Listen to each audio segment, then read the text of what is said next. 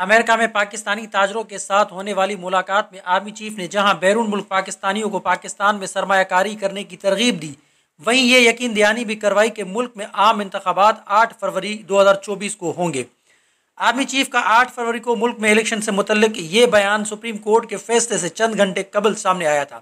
عدالت عظمیٰ نے اپنے اس فیصلے میں لاہور ہائی کورٹ کا وہ فیصلہ کالعدم قرار دیا تھا جس کے باعث ملک میں الیکشن کا عمل مختصر وقت کے لیے متاثر ہوا۔ یہ معاملہ واشنگٹن میں پاکستانی سفارت خانے میں رکھی گئی تقریب کے دوران ایک تاجر کی جانب سے اٹھایا گیا۔